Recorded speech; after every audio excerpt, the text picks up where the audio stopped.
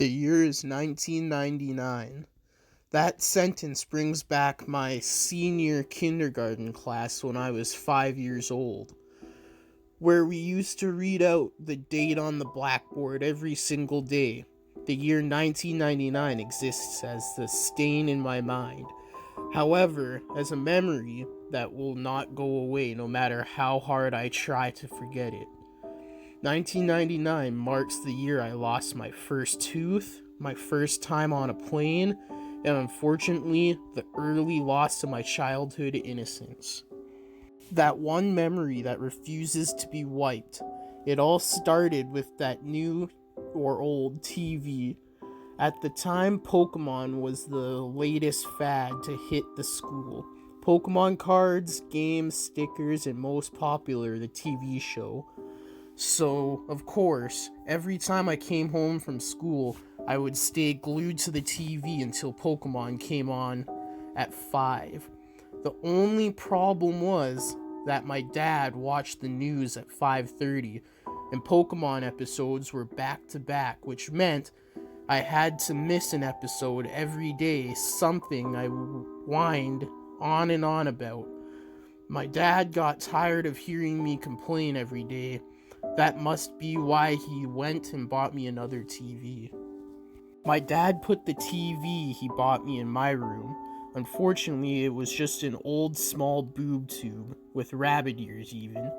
It also only had 20 channels available, not including the channel Pokemon was on. I recall I didn't care though. I was just thrilled I had my own TV in my room.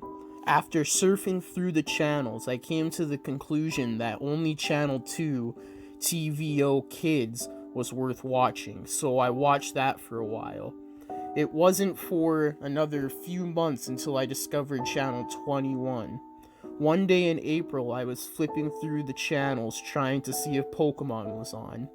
I pressed Channel 21 into the remote, hoping there was more channels, and to my delight, there was. My dad was surprised too, but he let me watch it because it seemed to have kids' programs on. The channel was called Escalating Local 21, and later I found out it was indeed broadcast from the town of Caledon, Ontario, a town very close to my city. The shows I saw on Caledon Local 21 looked poorly made, and I never understood what was going on in them half of the time. However, as I grew up, every time I thought of the channel, I realized more and more how messed up the shows were, and I had to ask myself, what the fuck was I watching? The following is a list of shows and episodes I remember seeing on Caledon Local 21. How I remember such details even disturbs me, but I guess things like this stand out in your mind for a while. The channel only ran a few shows, probably because it was only operational between 4 p.m. and 9 p.m. April 1999. Mr.Bear's Cellar, Episode 12. Very sketchy name if you were looking at it nowadays. The show featured a guy wearing a bear mascot costume who would get a new visitor in his cellar every day. It was always a kid. The show was filmed with a camcorder, and not a very good one either. The police asked me a lot of questions about this show. This episode started with Mr. Bear sitting at a table playing checkers by himself. He sat there playing for a bit until there was a knock at the door. The camera was then looking up at the stairs at the door, where there was another knock. Mr. Bear climbed the stairs and opened the door to reveal two young children. One was a boy about my age, and the other was a girl who looked about 8. Mr. Bear danced in delight and then started talking to the kids. I couldn't hear any of them that well. I remember Mr. Bear then led the kids into the cellar, which was quite dark, only lit by a small oil lamp on the table. I can't really remember that much more, except him singing a song which I couldn't hear too well either, probably because of the large bear mask. The episode ended with them playing hide and seek with the kids, hiding in the closet and Mr. Bear counting. May 1999, Soup and Spoon. I don't think this was even a show. I think it was more of a special movie thing. All I know is I stopped watching Call It In Local 21 after a while because I thought this show was too stupid. Especially since Pokemon now came on at 4:30 and 5. I don't remember much of this, but it showed a can of soup and a spoon both attached to strings swinging back and forth, as if someone were holding them, dangling them in front of the camera. Interestingly enough, the show was shot in a basement, which looked like the one used in Mr. Bear's cellar. Like I said, I can't remember much. The only thing I can remember clearly was the end. The entire thing was only half an hour and just included stuff I found stupid, such as a spoon chasing the soup around trying to eat them. The ending showed a table and about 7 kids sitting around it, each with a bowl of soup in front of them. They were sitting and looked at the camera, but with confused, almost frightened faces. The cameraman then held the can of soup in front of the kids and said, "Spoons ready," and then it just stopped. July 1999. It was summer and I haven't watched Channel 21 for a while until one day when I slept over at my friend's house and I decided to check it out again. My friend had gotten a TV in his room for his 6th birthday, so we stayed up very late. For us, about 9:30 was very late, and watched TV. That's when I remembered Channel 21 and brought it up to my friend. We decided to see if it was on, and to our surprise, it was. They must have changed the broadcasting time. Mr. Bear's Cellar, episode 23. This episode was entertaining for my friend and me, mainly because it had swearing. However, when I think of the episode, I realized something was definitely wrong when it was filmed. The episode started with the camera on its side while it was facing Mr. Bear, who is walking upstairs to the cellar door. The camera then blacked out for a second before fading in, back upright and facing Mr. Bear. There was also another kid talking to him, but this kid looked about 11 or 12. He was talking to Mr. Bear for a while, but I couldn't hear well, again with the crappy camcorder, until the kid started raising his voice. The kid was saying how it was late and his sister had to go home. You could also hear more voices in the background. I remember Mr. Bear clearly saying, "Get the fuck out, you're not invited," with a deep voice muffled by the bear mask. I remember my friend and I looked at each other and laughed at the mention of the forbidden F word. But the episode got weirder. The kid began climbing the stairs before turning around and saying how he was going to call the police. Mr. Bear began breaking into a run towards the kid, who started screaming and running as well. The camera then cut out, and that was the end of the episode. The channel then turned to static shortly after. August 1999. I didn't want to watch Channel 21 after that. In August, I grew more curious to see Mr. Bear's Cellar for some reason, though. The last episode I saw of Mr. Bear was weird, and he was swearing, which also made me think the show was meant for teenagers. Nothing less. I flipped onto Channel 21 when my dad was busy. Mr. Bear's Cellar, episode 28. Apparently this episode had been playing the entire month of August. It was also studied a lot by the police. The entire episode was just Mr. Bear sitting in a chair talking to the audience. "Hello kids, do you want to visit my cellar? If you do, please write me at this address." The screen then switched to a white screen with multicolored letters reading the address, and that was what remained for the rest of the episode. This repeated for about 5 hours every day until September came. And guess what I actually did? I sent Mr. Bear, or the sick bastard who betrayed him, a letter. I did it out of curiosity mostly, and my dad was okay with it, because he thought it was a legit kid's show. But then again, he never saw any of what was on Channel 21. So I wrote a letter using my best writing possible. I think I just said how I wanted to meet Mr. Bear. So my dad sent the letter to the address Mr. Bear said on the show. It stayed on all day anyways for some reason. It took about a week to get a response, which I was surprised I did. I still have the letter I received on August 15th, 1999. The letter read, "Dear Elliot, thank you so very much for your letter. I would love to have you in my cellar. We play games, watch movies, and go fire camping in the middle of the woods. Come to my house." The police cut out this address, Calden, Ontario, Canada. I look very forward to having fun with you. Love, Mr. Bear.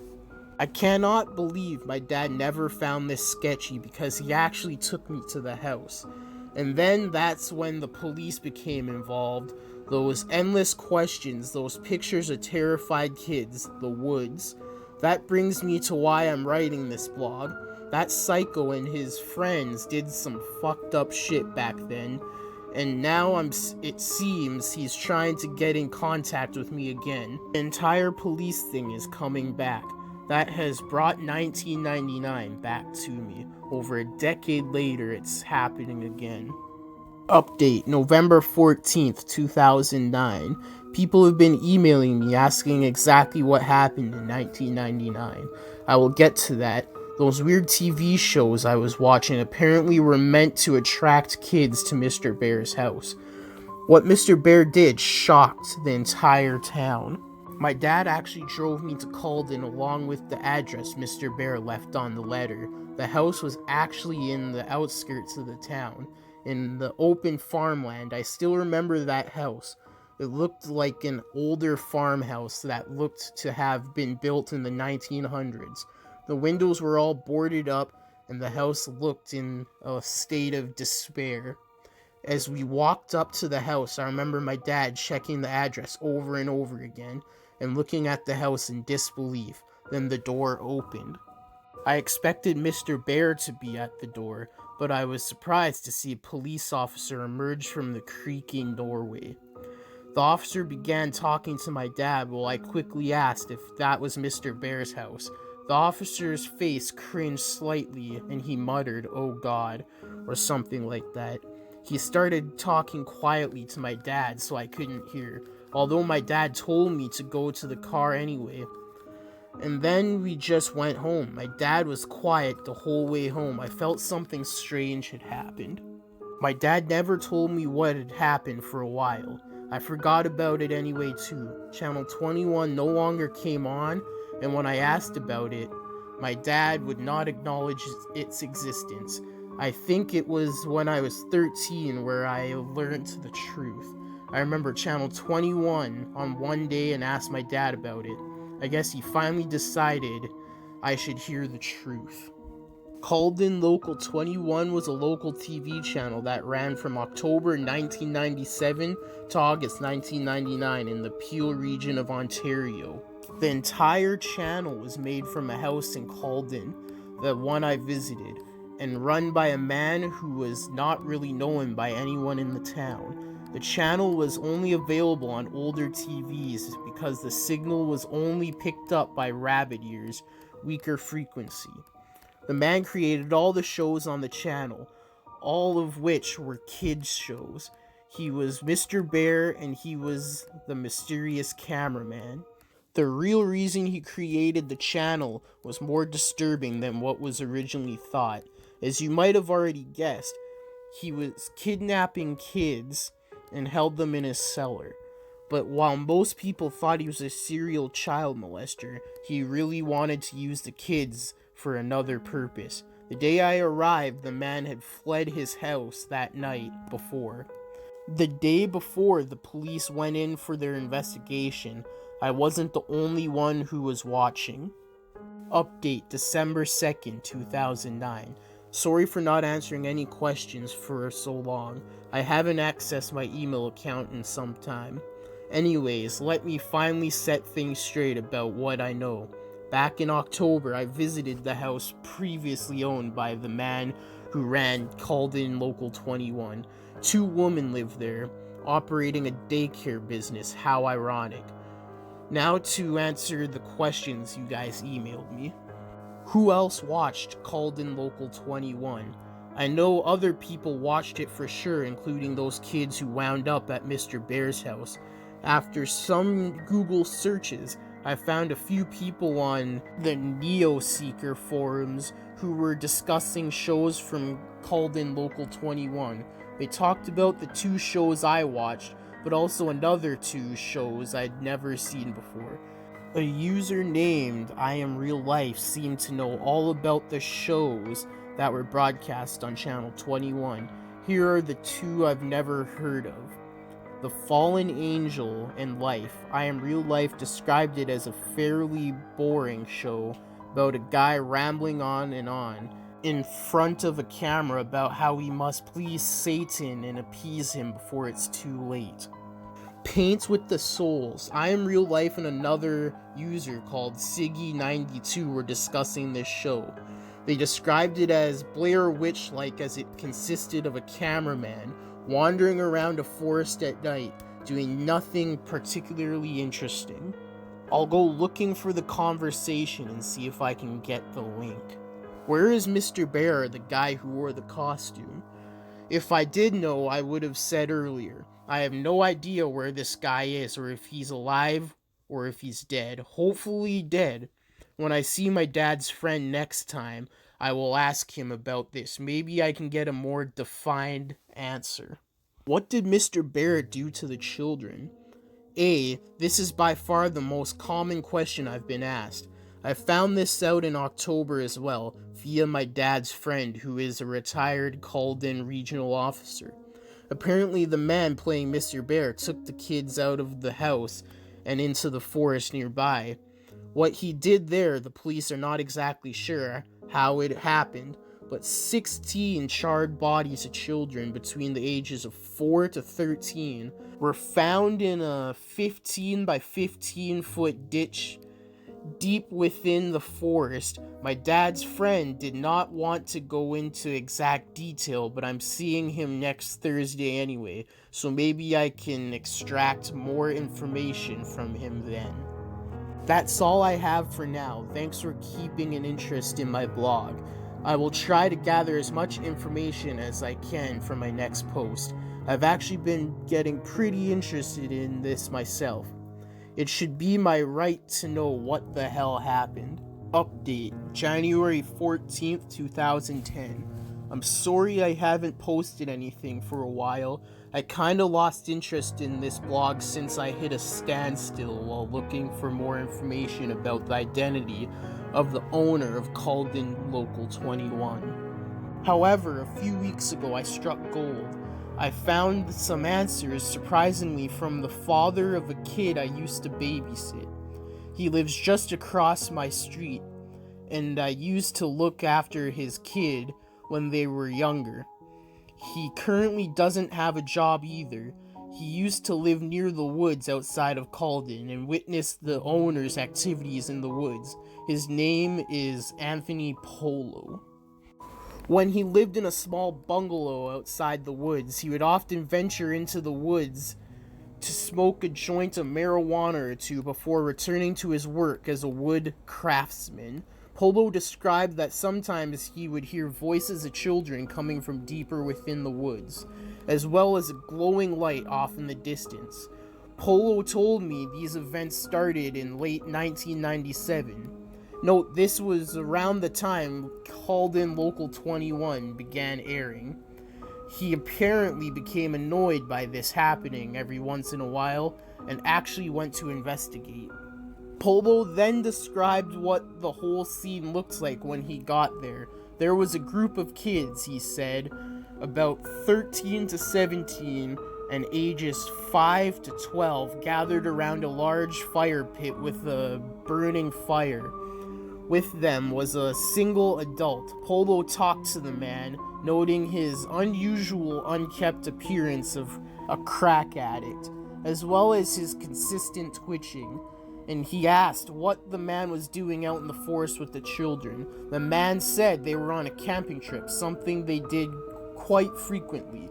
Polo, not suspecting a thing, Calden has one of the lowest crime rates in Canada, simply left it at that and told them to be quieter. Polo then paused for a while before telling me that they never became quieter. In fact, sometimes he heard loud chanting from the children in an unknown language. He didn't bother meeting the man again as he was moving away. I told Polo that the man was probably the owner of Calden Local 21, but he doubted it, as he heard that the man was moving Pickering by several other residents near the area. Here's what I know. The man would take kids into the woods regularly for camping. The fire pit Polo described may have been the hole the bodies of the children were found in. The children Polo saw were probably the ones found dead. The man moved to the city called Pickering, a small city east of Toronto. I will discuss this with my dad's friend, the ex-cop, and see if it matches anything the police knew about the man. I also want to see if he has any other knowledge of what was aired on Calden Local 21. Update February 10th, 2010. Good news, guys. I talked to my dad's friend and he disclosed a lot of information for me. First, I asked if the police had any information on the man who ran Calden Local 21. He replied that they've had only the same leads for years and never found any suspects. However, the Peel Region Police do have some of the tapes found in the house Calden Local 21 was broadcasted from. He took me over so I could watch a few. I guess I haven't said much about him yet. My dad's friend's name is Michael Wilson. A pretty nice guy. He seems to understand my thirst for knowledge on what happened during the late 90s in that house. He felt it was wrong that my dad went so long without telling me much. He took me to Davis Road Police Station. If you don't know, it's a large station in Calden, and one of the largest within Peel Region itself. Each of the main stations around Peel have some of the tapes. I was able to watch all of the footage that the Davis Road station has. Unfortunately, I was not allowed to take any of the tapes home for obvious reasons. Paint with the Souls, Episode 10, Garbage Thrown Away. Paint with the Souls was one of the shows that I Am Real Life and Siggy92 discussed on Neo Seekers. I told the police about this and they informed me that 12 episodes of the show were made and broadcasted between December 5th, 1997 and January 8th, 1998. Exactly as I Am Real Life and Siggy92 described. The episode opened with the cameraman wandering around in the forest. It appeared to be during the evening as it seemed the sun was setting. The cameraman walked along a path until he got to an area where there was a lot of garbage laying in the leaves. The camera looked around at the various wrappers, bottles, bags, and boxes, making sure each item got a few seconds of screen time. The camera then focused on a single area before the man spoke. I recall he spoke in a very timid, quiet voice, and I swear I've heard it somewhere else before. Like on another Calden Local 21 show. I could barely hear what he was saying. But he mainly talked about how humans are garbage, or something that had to do with saving ourselves by cleaning up the garbage. It actually sounded really stupid, but still a feeling of dread came over me. I mean, the forest was possibly where those bodies were found, right? Mr. Bear's Cellar, episode 25. When the police administrator brought this tape in, I actually said, "Oh shit," and chuckled a bit out loud. Of course, I got stares from the staff, but Wilson explained to them about my little experience with Mr. Bear and how I still kept the letter he sent me. Like the previous episodes, this one included a guy wearing a bear mascot costume. The episode began with Mr. Bear waddling over to the cellar door with a bottle of orange juice in his paws. On the ground were 16 shot glasses, as well as a small bottle that contained an unknown liquid.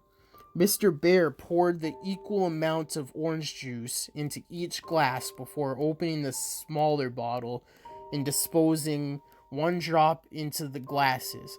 Mr. Bear then went off camera. There was some minor sounds such as shuffling, and then Mr. Bear emerged from behind the camera location. Following him were 16 children. Some looked as young as 4, while others looked like they were practically teenagers. As the children entered, the administrator commented, "This is the only episode that showed all 16 victims."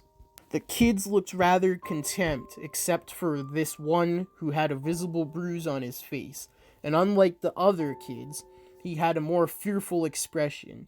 He also looked about 11 or 12, which caused me to recognize him.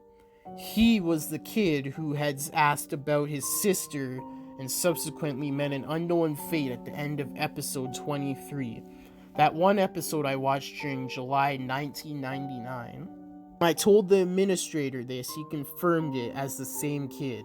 He was also featured in an episode 24, an episode that only aired once at 3 o'clock in July 1999. The police still have not found the tape. Mr. Bear then broke into song, singing about citrus fruits and how good vitamin C was for you. I could barely hear the lyrics as they were muffled by the bear mask. The kids all drank their juice, the one from episode 23 doing it rather reluctantly, and then the episode ended. After viewing the tapes in possession of the Davis Road Police Station, I am satisfied, but only temporarily. I still want to know the full story.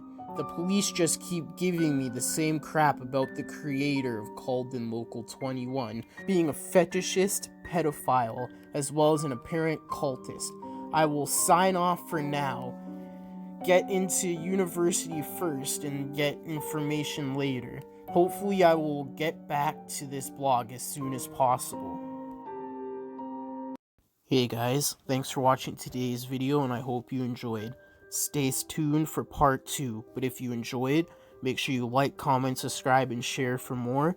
The links to the Facebook page, the Twitter, the Instagram, the source for this video, and the source for the music are all in the description below, so make sure you go check all those out and follow me on all the social medias.